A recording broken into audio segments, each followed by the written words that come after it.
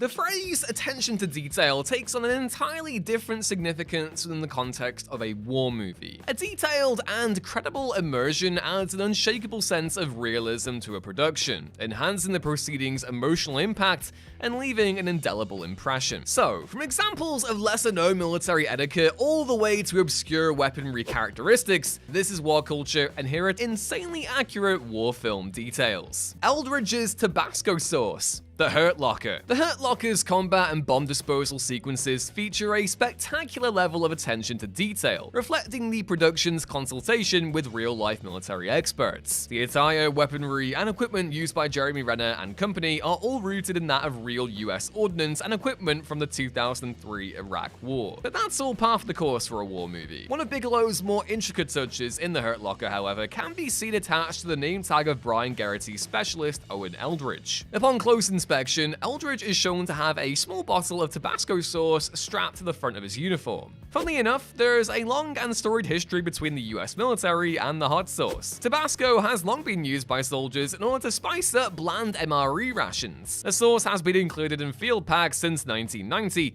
14 years before The Hurt Locker takes place. Actual Blitz survivors can be seen. Battle of Britain. Boasting a stacked cast with the likes of Michael Caine, Laurence Olivier, Christopher Plummer, and Ian McShane all popping up at various points, 1969's Battle of Britain focuses on the titular World War II events, which saw the British protect their country from the Nazi Luftwaffe. And during the Guy Hamilton-directed film, various civilians are seen sheltering from the Blitz in London Underground stations, with extras obviously being needed for these particular moments. What you likely didn't realise is that many of the folks pretending to be Brits escaping the air raids were actually real survivors who experienced these horrific bombings in reality. Unsurprisingly, the memories of those terrible attacks during the filming of these scenes led to some of said extras asking to be excused for a moment as they composed themselves. Even just pretending to relive these events must have been an ordeal, right? It's a small detail for sure, but one that makes these specific World War II London Underground shots feel that little more authentic once you know of them.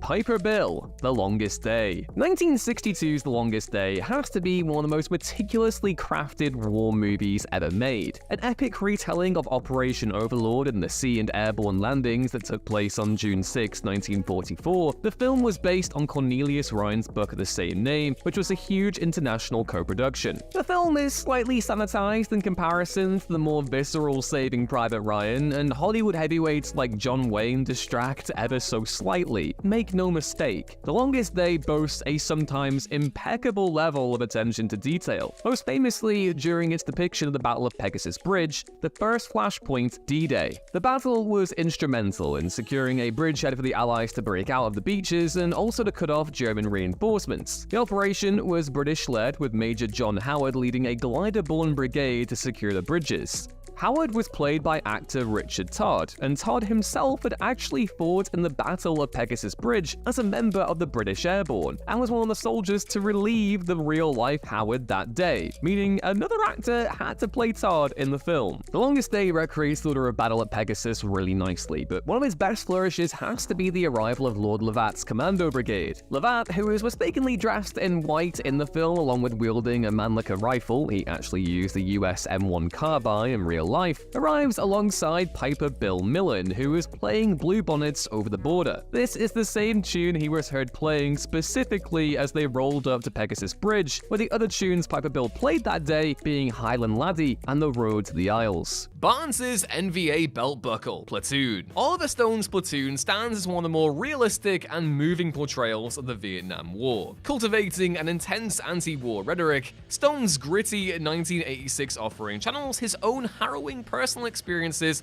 of armed service, with the writer and director having also served in Vietnam. And Platoon features the exact level of detail one would expect from a film directed by a Vietnam veteran. The military gear is weathered and worn by the time in the jungle, while the soldiers adapt their uniforms to fit the tropical conditions surrounding them. There's an endless catalogue of detail featured within Platoon, but arguably Stone's most well-hidden touch adorns the waist of Staff Sergeant Barnes, a human representation of the darker aspects aspects of war, Tom Berenger's unhinged soldier can be seen wearing a belt with a distinctive red star on it. The star is an identifying mark of the North Vietnamese Army, better known as the NVA. Barnes' garment is likely a trophy taken from a fallen foe, a costuming choice perfectly in keeping with his ruthless character and a grisly real-life practice of armed conflict. Kilroy was here, Greyhound.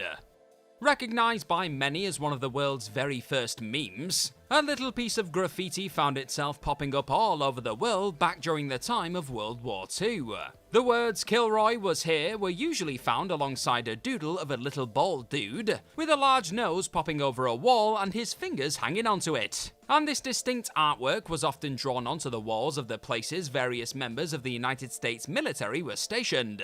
And sure enough, during the Tom Hanks starring 2020 war film Greyhound about the World War II Battle of the Atlantic, Kilroy was seen very much being there at one point. Look closely at the radar on one of the ships as Hank's commander Ernie Krause prepares to engage some enemies at night, and you'll be able to clock little old Kilroy keeping an eye on the surrounding military personnel. It's an easily missed detail, but one that turns a hugely tense sequence into one that feels slightly more authentic once you catch one sneaky World War II serviceman's highly accurate little scribble. Hiding in plain sight, The Big Red One. 1980s World War II epic The Big Red One follows an unnamed sergeant and his squad from the arid temperatures of North Africa to their desolating arrival at Falkenau concentration camp at the end of the war. Based on Samuel Fuller's own wartime experiences, the film's title is derived from the nickname given to the US 1st Infantry Division, which was involved in the fiercest fighting in the European theater, starting the war in North Africa with Operation Torch, before moving on to Sicily, France, and fighting in Central Europe. As a film, it exudes authenticity. This is due in no small part to Lee Marvin's influence, lending gritty legitimacy to the aforementioned sergeant. Marvin was another veteran of World War II, having served as a sniper in the Pacific Theater. Side note, Marvin is one of my favorite actors of all time, and by all accounts one of the coolest guys from that era of filmmaking. Gone way too early. As for The Big Red one of its finest historically accurate features ironically comes during one of the movie's most unbelievable sequences. After the squad is trapped in the Kasserine Pass, they dig trenches deep enough for them to stand upright in,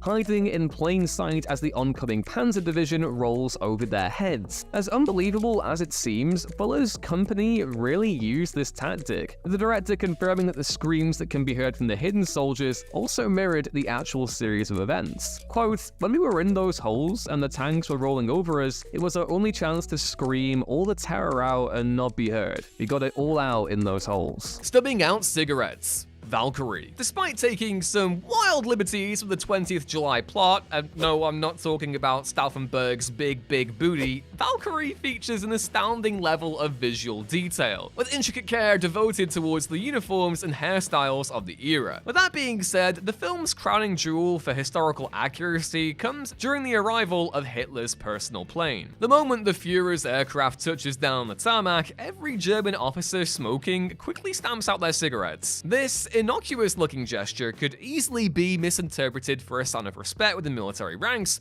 or be completely missed altogether. But actually, it holds far deeper meaning. Despite having a taste for barbiturates and cocaine, kind of really hard to overstate the amount of drugs this guy was on in the later stages of World War II, Hitler notoriously despised tobacco. As such, anybody puffing away in his presence was likely to land themselves in hot water. Those things will kill you, know. It's a handy hammer nearby, all quiet on the Western Front. Easily one of the most harrowing and shocking depictions of World War I to land on screens in recent memory. Netflix's All Quiet on the Western Front follows Paul Baumer, a young German soldier who finds himself being thrown into the brutal reality that was this world-changing war. A decent amount of time is spent within the German trenches on the Western Front during the war picture, and it's during one of these explosive sequences when a machine gunner is shown blasting away at the enemy in front of them. What you may not have spotted as the camera pans away from the rapid-firing weapon was the assistant machine gunner, or more specifically, exactly what said helper had in their hand. As spotted by one eagle-eyed viewer on our movie details, A Reddit page that came in very handy when it came to this list. Said assistant actually appears to be holding a little hammer. Far from being something that was used to do a little DIY mid-battle, that small tool would be used to hammer away at mud and other things that could potentially jam the machine at any point. It was the assistant machine gunner's job to keep those bullets firing, and that meant providing ammunition and also keeping the gun as clean as possible, in these often rather hellacious conditions. Now I want to know really quickly, what is your favourite battle scene in a movie of all time?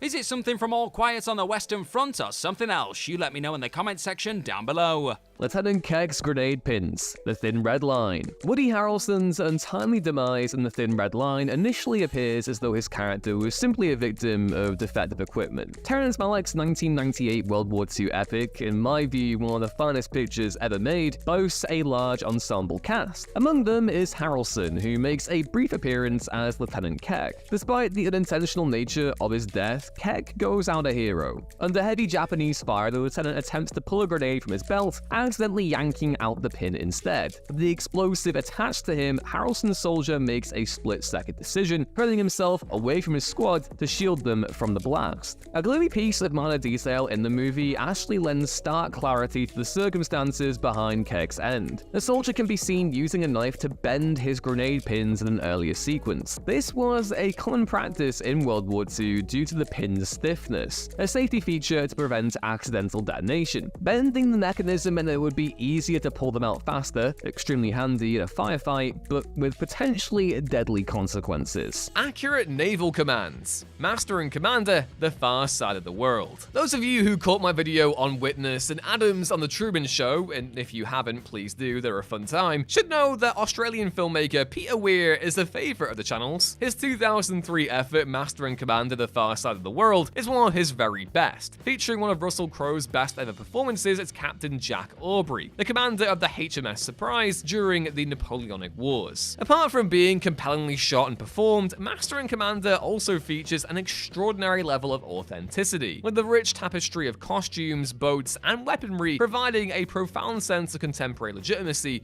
to the proceedings. These faithful levels of accuracy even extend to naval commands used in the film. Russell Crowe's Jack Aubrey issues the instruction hard a larboard to turn the ship left during battle sequences. Larboard was a term that later became port, a change that wasn't adopted by the Navy until 1844. Weir's film takes place during the Napoleonic Wars, which came to a close in 1815. Go enjoy the little things like that. Loading up for battle, 1917.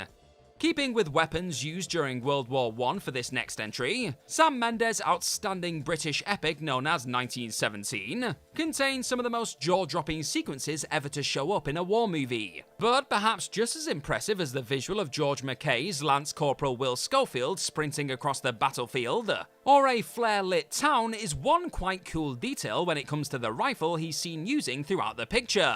Said weapon, a Lee Enfield rifle, was a 10-round gun, one that could be reloaded one bullet at a time or with a 5-round charger. Will is actually found reloading the weapon using that latter method at one point, before going on to fire out a grand total of 9 shots over the course of the movie. But how could one fire off a further 4 bullets if only 5 had been loaded? Well, that's simple, folks. It's because these weapons were typically always half-loaded, with one clip of 5 to save the mag spring, with the troops then only opting to chuck in another clip when they were preparing to head into battle. An accurate detail pointed out by another eagle-eyed person on our movie details. So thank you. Siege tactics. The Last of the Mohicans. While The Last of the Mohicans does take some liberties with historical reality, Michael Mann's picture features some spectacularly realistic battle sequences. Set during the 7 Years' War between Britain and France, an early flashpoint in the film sees the British outpost Fort William Henry come under fierce attack by the French forces. Popular historian Dan Snow has provided a breakdown of the sequence on his own YouTube channel, commending the film for its accuracy and highlighting just how much effort went into recreating an authentic cinematic depiction of these frenzied battles. The French forces used siege guns to suppress the British cannons firing from an elevated position on the fort's ramparts. This covering fire allowed their forces to dig trenches, also known as saps, up to the fortification's edges, with the goal of blasting a hole in the outer walls to allow their forces to pour through. The use of saps allowed the French army to inch their heavy artillery forward, simultaneously firing mortars over the top to pound the enemy into submission. Aldo Rain's Devil's Brigade patch. Inglourious Basterds. Brad Pitt's smooth-talking Lieutenant Aldo the Apache Rain is a formidable commando in Inglourious Basterds. Rain climbed down from the Smoky Mountains, crossed 5,000 miles of water, fought his way across half of Sicily, and jumped out of a aeroplane just to get where he is now. Suffice to say, he did not do this to teach the Nazis a lesson in humanity. Maybe some Italian though. Gorlami. Buongiorno. Ugh.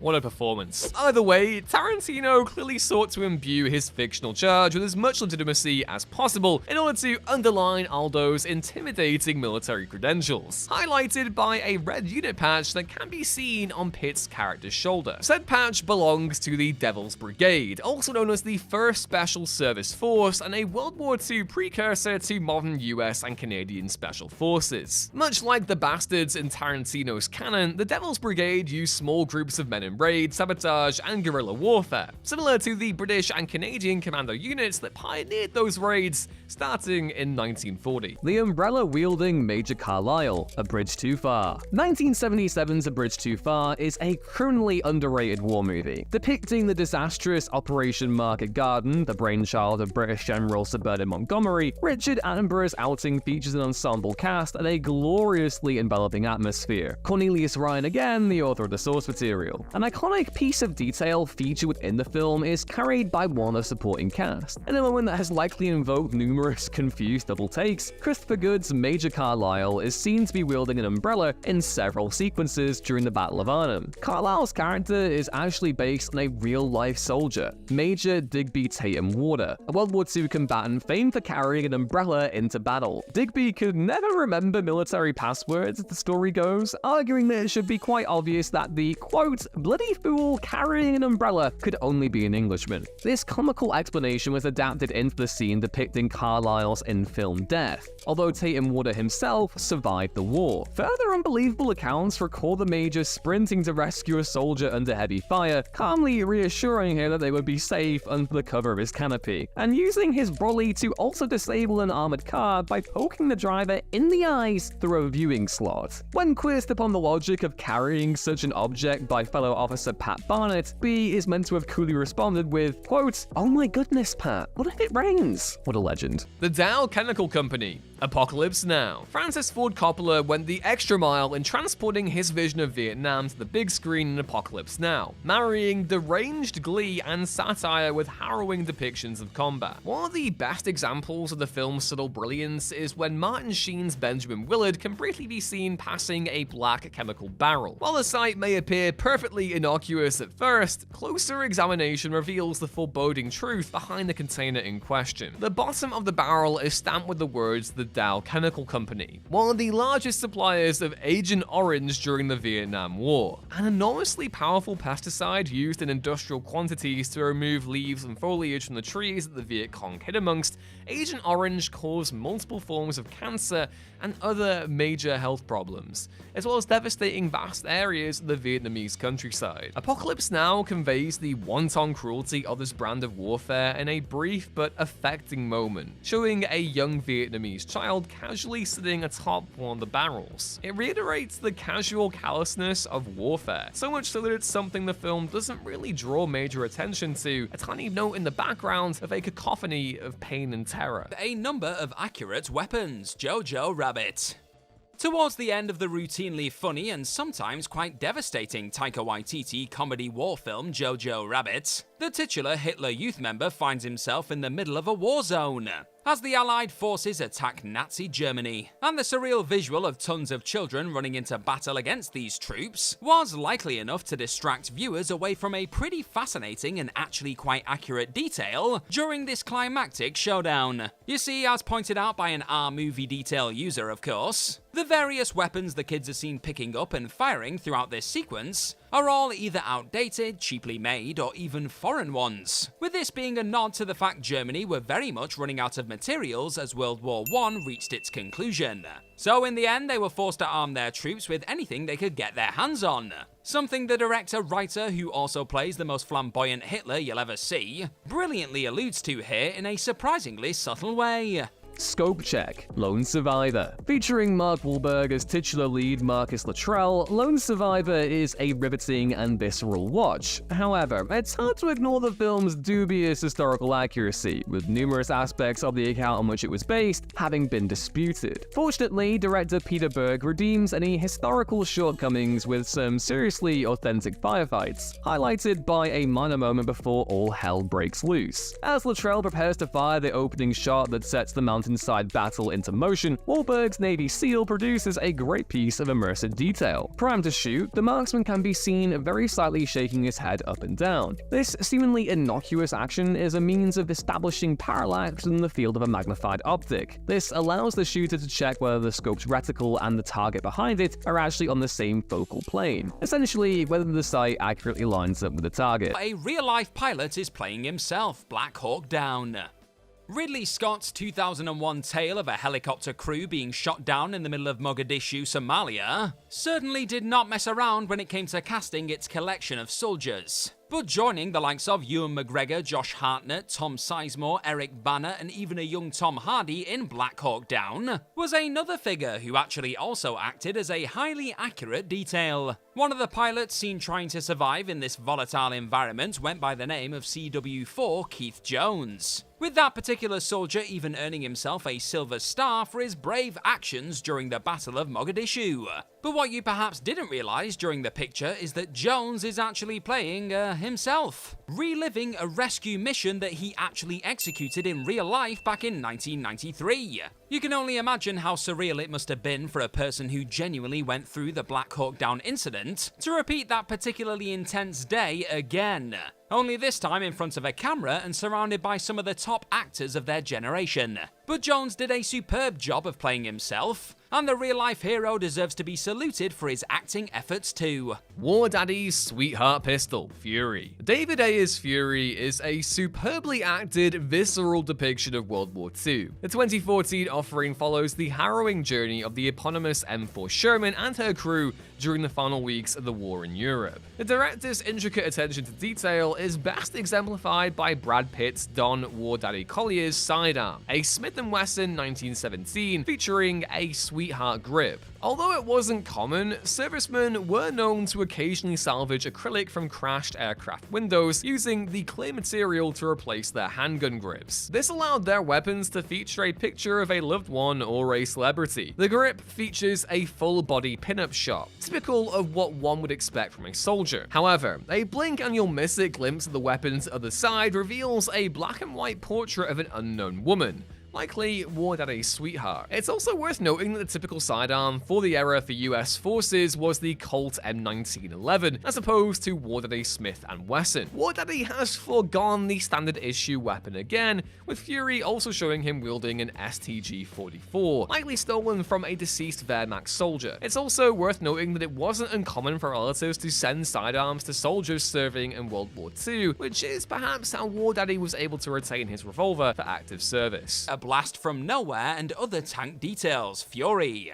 2014's Fury contains some pretty accurate details, including the use of a sweetheart grip. This particular entry will be focusing on the real stars of the show, however, that being the impressive tanks present in the World War II war drama. As noted by an actual real-life military tank expert, Nicholas Moron, during a compelling insider video, one specific scene during David Ayer's movie about the American crew of an M4 Sherman absolutely nails a few things when it comes to accuracy. Firstly, the moment a blast from a German Tiger I suddenly catches all of the crew off guard is absolutely spot on, with Moron explaining how the vast majority of tanks that were destroyed had no idea that the enemy was there. Infantry would typically be a huge help for moving tanks, as they would have better vision and be able to spot danger before those in the vehicle would.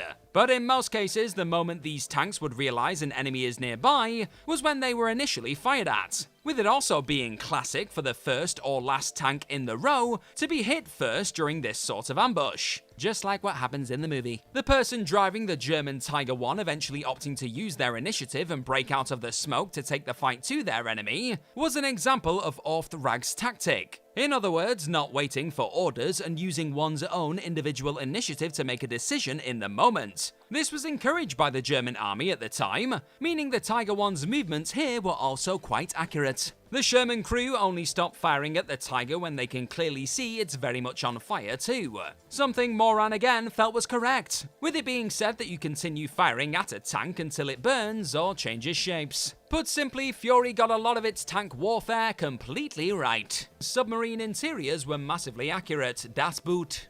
Classed by many as one of the greatest war movies ever made, Wolfgang Petersen's dive into German submarine warfare by the name of Das Boot, a project that has been released both as a feature and TV miniseries over the years, is both incredibly intense and insanely accurate in places. With so much of the epic and routinely bleak drama going down within a German U-96 sub, Petersen felt it was vital that the project created as accurate a version of those interiors as possible. And that's exactly what they were able to do in the end, after the writer of the book the production was based on, Lothar Gunther Buchheim, handed the team a bunch of reference photos he'd actually taken himself of the U-96. From here, the filmmakers crafted highly accurate submarine sets, with Petersen even going as far as to state that every screw was an authentic copy of the ones that were used throughout World War II. After all that hard work was put into creating an accurate-feeling submarine though, Buchheim would later comment on how he felt the actors involved were overacting at times, feeling their reactions were unrealistic based on his experience as a U-boat correspondent. When it came to many of the non-living elements seen in Das Boot, however, it's safe to say the classic war movie knocked it out of the park. Or the sea, or something.